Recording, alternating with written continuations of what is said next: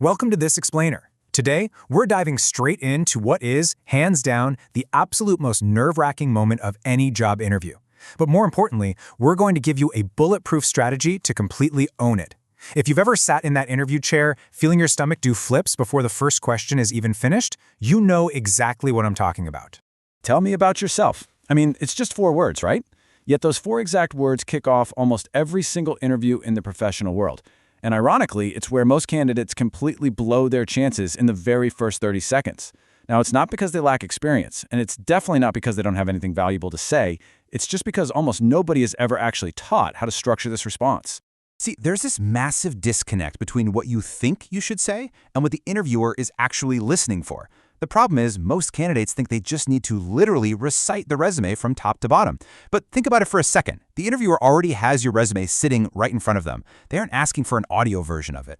What they're actually testing is your ability to structure your thoughts, your self-awareness, and how well you communicate clearly under pressure. They really just want to see how you synthesize your own professional story. So here's our game plan for today to get this right. First, the dreaded question. Second, the 4-part framework. Third, a real example walkthrough. Fourth, 3 mistakes to avoid. And finally, the practice drill. Starting with Part 1, the dreaded question. Let's look at why most intros fall flat. Let's look at exactly why the standard instinctive answers fail to make any sort of meaningful impact. We've all heard this kind of thing. My name is X, I did my degree at Y, I have good communication skills, I'm a hardworking person, I'm a fast learner, and I'm passionate. Sound familiar?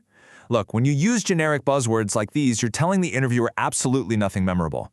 Put yourself in their shoes for a minute. Literally any candidate in the world could walk into that room and say the exact same thing. It's pure filler. It doesn't differentiate you, it doesn't prove you can do the job, and honestly, it just makes the interviewer want to zone out. Let's move to Part 2, the 4-part framework. This is how you structure your response.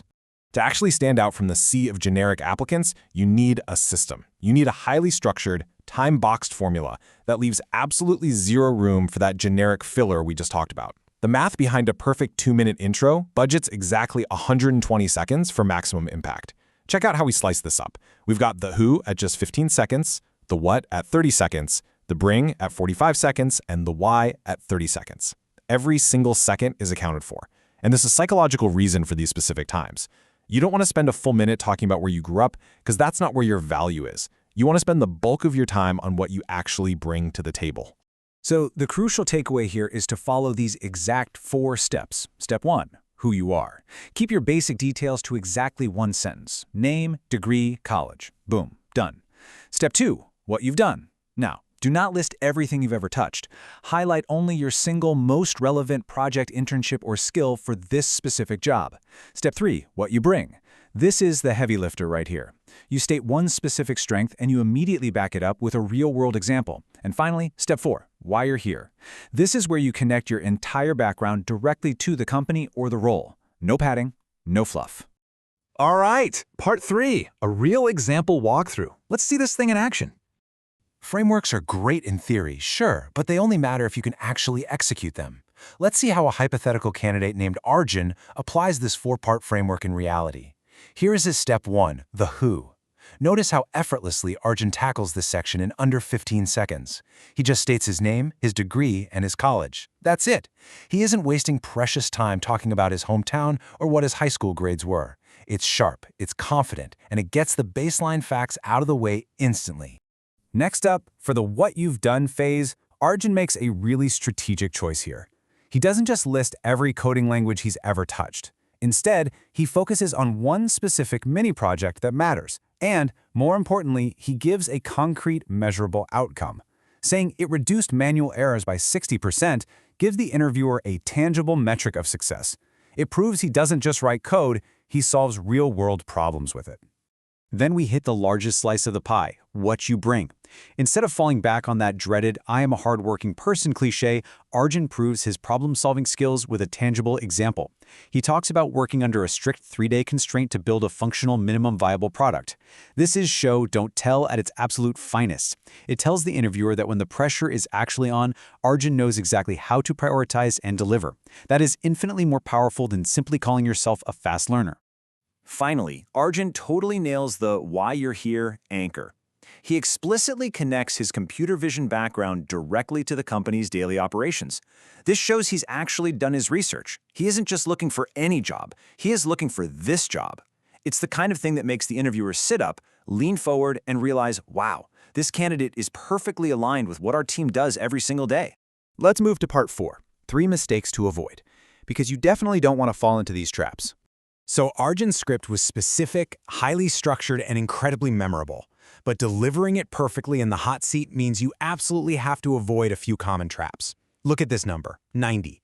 The data shows that interviewers begin to completely lose their attention after just 90 seconds if there isn't a clear structure to your answer. If you're just rambling chronologically through your life story, the interviewer's brain is naturally going to start wandering around that minute-and-a-half mark. Timing is absolutely everything here.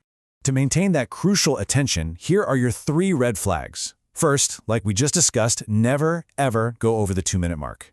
Practice timing yourself until you build an internal clock. Second, please do not read a script from memory word for word. If you sound like a robot, you lose all your authenticity.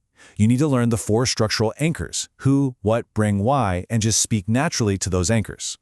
And third, and this is probably the most common mistake of all, ending awkwardly by saying something like, "So yeah, that's it," or "That's all about me."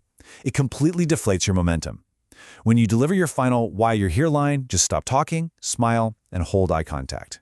Finally, part 5, the practice drill. Let's lock this skill in. Now that you deeply understand the mechanics of this, let's talk about how you can actively transform your own introduction. I want you to treat this like a workout. Your actionable drill is to open the voice memo app on your phone today, record your own personal intro using our 4-part framework. Then, brace yourself and play it back. Look, I know it might be super uncomfortable to listen to your own voice, but it's absolutely necessary. I want you to repeat this process 5 times over the next 2 days. By the 5th take, I guarantee you won't be reading a script anymore. You are going to sound entirely natural, structured, and profoundly confident. While you're reviewing those voice recordings, you need to be ruthless. Evaluate yourself against these 3 specific questions. Ask yourself, did I go over 2 minutes? Did I fall into the trap of saying anything generic that literally another candidate could easily say? And finally, did I end on a strong, confident note, or did my voice just kind of trail off at the end? Use these questions to strip away any remaining filler until your pitch is completely dense with value. As we wrap up this explainer, I want you to think really critically about your current pitch, the one you'd give if an interviewer called you right this exact second. When you finish introducing yourself, do you end with a powerful connection that proves you belong there, or do you just nervously trail off into silence? The first 120 seconds dictate the entire tone of the interview. Make them count, master the framework, and go leave your interviewers desperately wanting to hear more.